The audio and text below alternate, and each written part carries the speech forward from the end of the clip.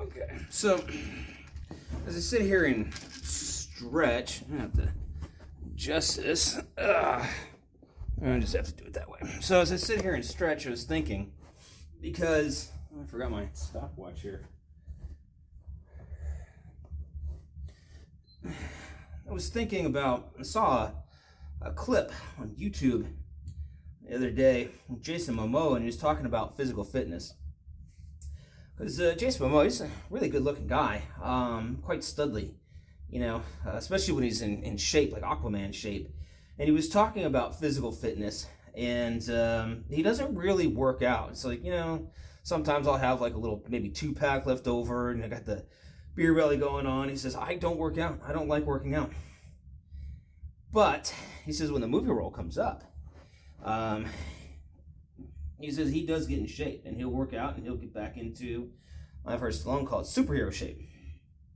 And I was thinking about that because I remember going through different acting classes and seeing it online and listening to other actors as I meet them on different little projects here and there. Done some background work a little bit on some local films. Nothing really, worth putting it on the resume though.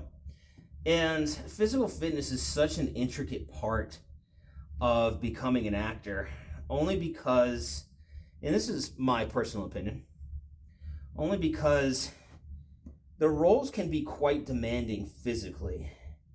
And if you're a smoker, a vapor, or, a drinker, or, just eat lots of like fast food or something like that, and you're not physically active, you're going to struggle in some of these roles. There's also a potential that you're going to limit yourself on the types of roles that you get cast. So, I've seen people who, you can look at them and like, man, you actually, like, you look at the facial features, you look at their bone structure, and it's like, man, you have this shape, you have this unique look. It's like, if you were to put on a little bit of muscle, or if you were to lose a little bit of weight, or you look like you were more in shape, because you can tell when someone's not hydrated. You can tell when someone's a smoker. I look at someone like, what's one movie I liked? Old Guard with Charlize Theron. I like that movie. I think the story has a lot of potential to just make like 17 parts to it and just keep going.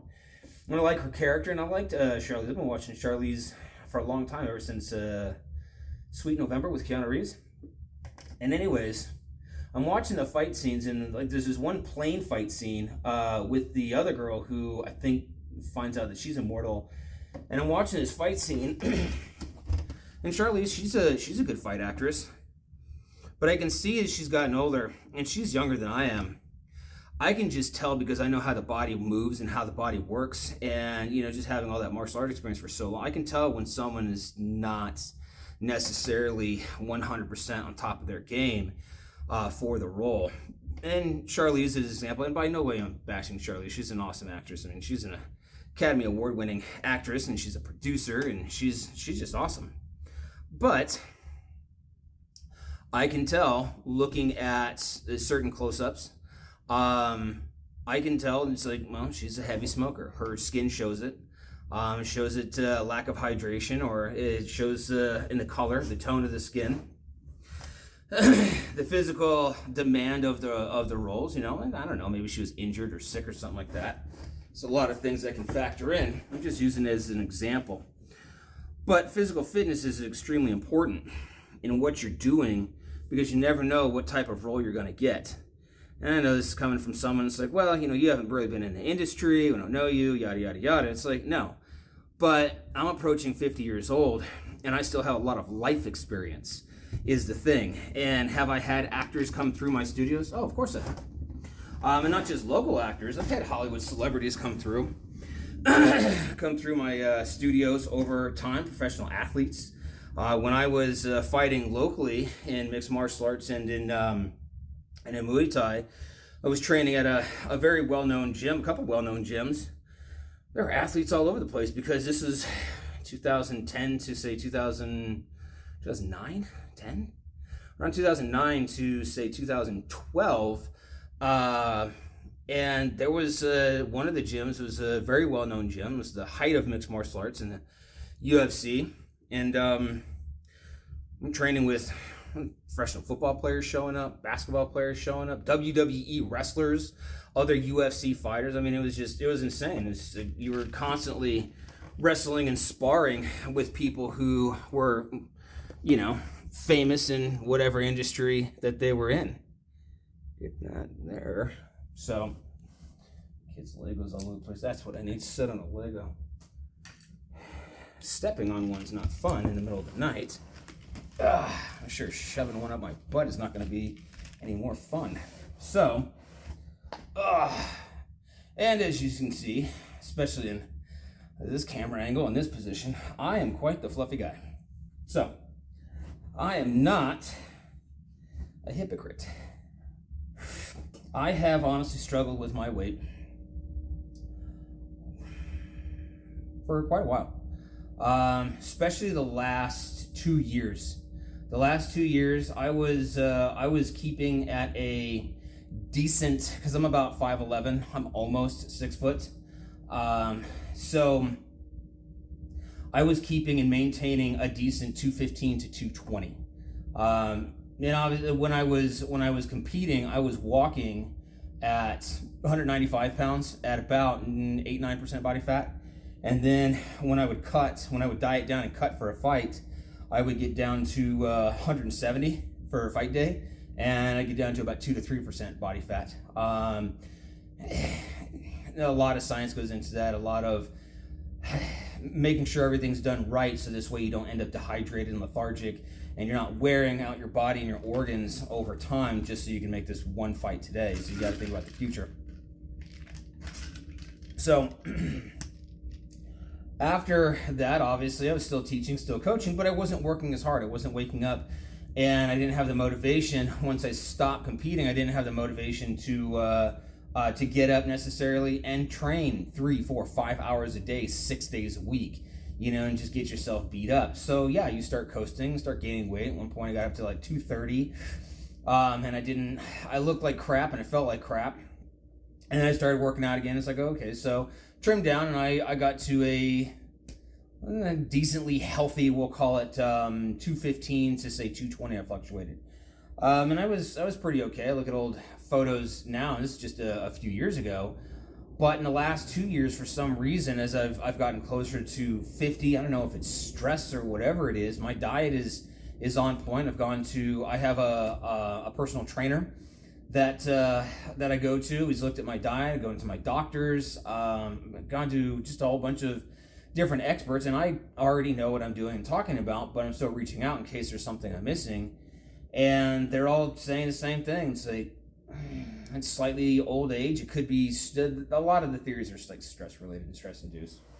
When you got several kids and you're not sleeping your full 6, 7, 8 hours a day, you're sleeping 4 or 5, because my youngest he's 4. I know, I started late, but the youngest is 4, so I'm struggling with the body weight, but did an annual physical earlier this year. I think it was sitting at about 30% body fat, which is interesting, because the doctor's like, hey, it's not that I'm worried about. It's like based off of your muscle mass and your body fat, yeah, I would like to see that go down, but it's the visceral fat, because I forget what the numbers were on that, but that was a little bit more concerning.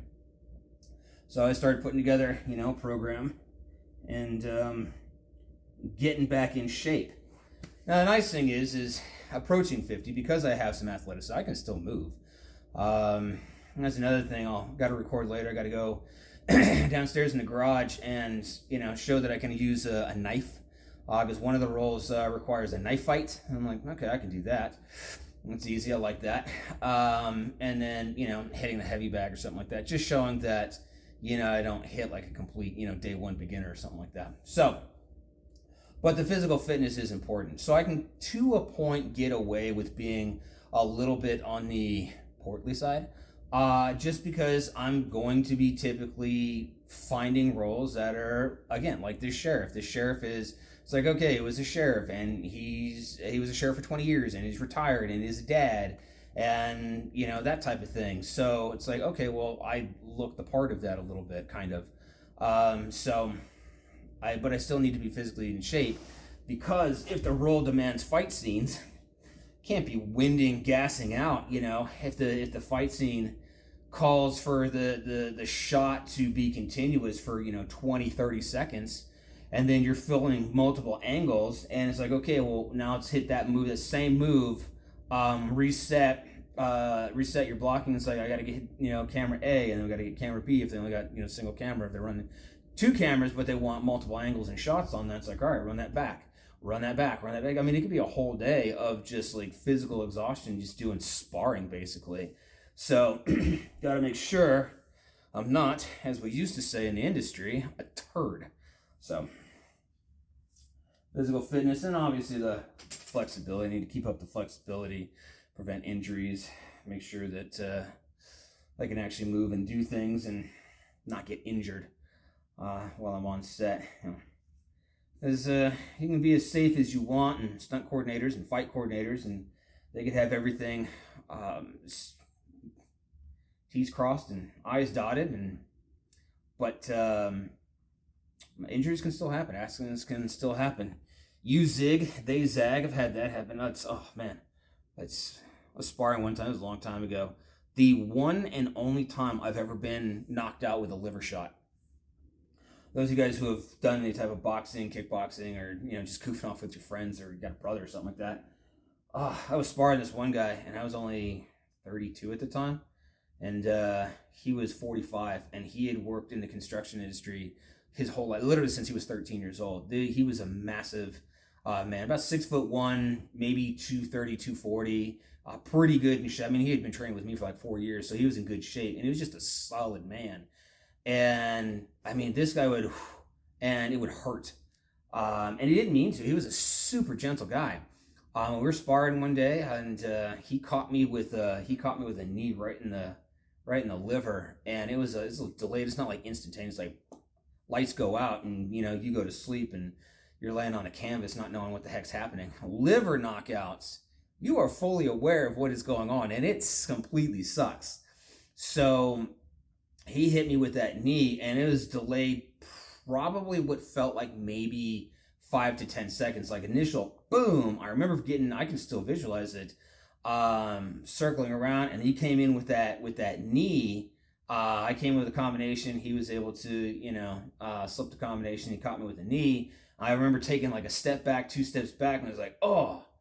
And then it was like, oh, and I felt like I wanted to. I didn't vomit, because that'd be embarrassing, but I felt like I wanted to vomit. Waved it off. I took a knee, and I was done for probably a good 2 to 3 minutes. So that was not a fun experience.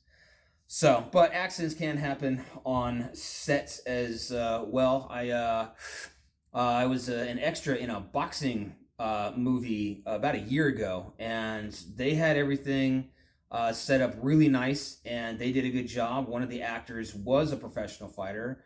I didn't know him, but I knew of him, so I recognized the guy, and they did a good job. But there was still 1 or 2 times where a couple of shots landed, because they're in a boxing ring and they're doing the whole fight scene, and we're in the crowd yelling and hooting and hollering. And there was a couple times, but the actors were professional and they kept going, and then afterwards, checked on each other just to make sure. It's like, hey, you're not hurt, are you? It's like, no. So it does happen. All right.